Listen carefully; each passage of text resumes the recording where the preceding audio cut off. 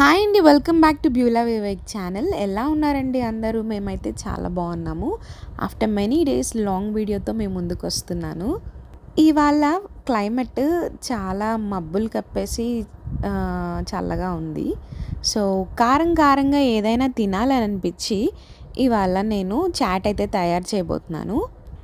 Recipe అయితే చాలా simple and easy. ఇక్కడ నేను 4 hours ముందే ఈ కబులి చానానైతే నానబెట్టుకున్నాను. అండ్ 4 పొటాటోస్ని కట్ చేసి ఇలా సగానికైతే కట్ చేసేస్తున్నాను. ఎండు బఠానీ ఇంట్లో లేవు, సో పచ్చి బఠానీ ఉంటే అవే వేసి చేస్తున్నాను అనమాట. సో ఇవి కూడా ఒకసారి వాష్ చేసేసుకొని ఇలా అయితే మొత్తం ట్రాన్స్ఫర్ చేసుకుంటున్నాను కుక్కర్లోకి. ఇవి నేను హై ఫ్లేమ్లో పెట్టి బాయిల్ చేయలేదు, లో ఫ్లేమ్లో పెట్టాను అనమాట. సో టైం ఎక్కువ పట్టింది కానీ చిరిగిపోలేదు. 3 విజిల్స్ వచ్చేంత వరకు అయితే పెట్టాను. అంత అవసరం లేదు, 2 అయితే సరిపోతాయి. సో నేను చూసుకోకుండా 3 విజిల్స్ అయిపోయాయి అనమాట. సో వాటర్ని స్ట్రెయిన్ చేసేసి వీటిని సపరేట్ చేసుకొని తొక్కలు ఒలుచుకోవాలి. పొటాటో తొక్క తీసేయాలి. మేమున్నది ఇద్దరే కాబట్టి ఇంత క్వాంటిటీ అవసరం లేదు. ఇంకొంచెము పొటాటో అండ్ మిగతా కాబులి చానా అండ్ బఠానీ అయితే చపాతీ అండ్ కర్రీలోకి బాగుంటాయని కొంచెం సపరేట్ చేశాను అనమాట.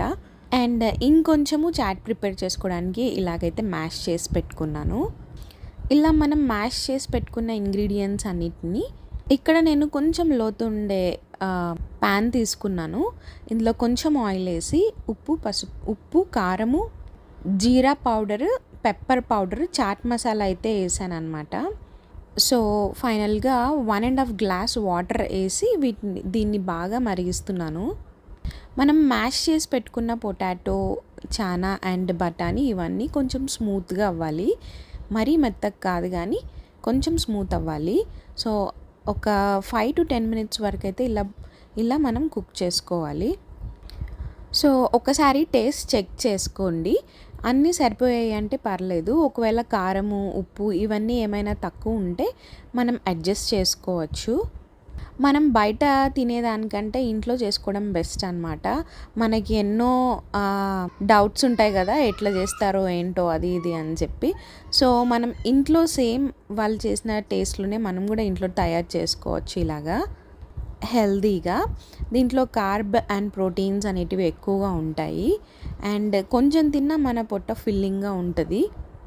సో రెసిపీ నచ్చితే మీరు కూడా డెఫినెట్గా ట్రై చేయండి, సింపుల్ అండ్ ఈజీగా కాబట్టి. అండ్ ఇక్కడ నేను అంత కరెక్ట్గా ఉందా లేదా అని చూసుకుంటే కొంచెం కారం తక్కువ అనిపించి కారం అయితే యాడ్ చేశాను. ఆ తర్వాత పూరీలు అనమాట.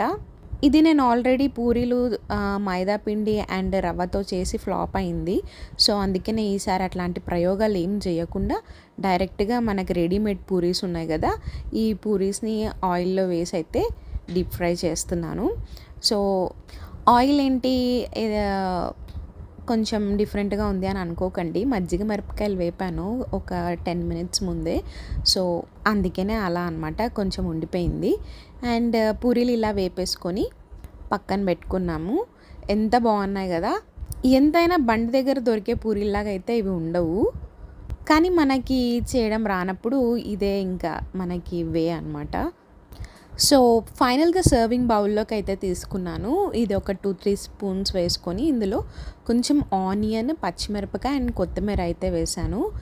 ఆనియన్ మ్యాండేటరీ అనమాట, టేస్ట్ చాలా బాగుంటుంది ఆనియన్ వేసుకొని తింటే. అండ్ పూరీస్ని ఇలా నలిపేసి వేసేసాను. పూరీ ప్లేస్లో సమోసా ఉన్నా కూడా టేస్ట్ చాలా బాగుంటుంది, కానీ ఇంట్లో ఏవి అవైలబుల్గా ఉంటే అవే చేశాను అనమాట. సో పూరీస్ వేసేసి కొంచెం లెమన్ జ్యూస్ని అయితే స్క్వీజ్ చేశాను. అలాగే ఒక 2 spoons కర్డ్ వేసి ఫైనల్ టచ్అప్ అయితే ఇచ్చాను. సో టేస్ట్ మాత్రం అద్దిరిపోయింది, చాలా బాగుంది అని కాంప్లిమెంట్ అయితే ఇచ్చారు మా వారు. See you in the next video. Until then take care, bye.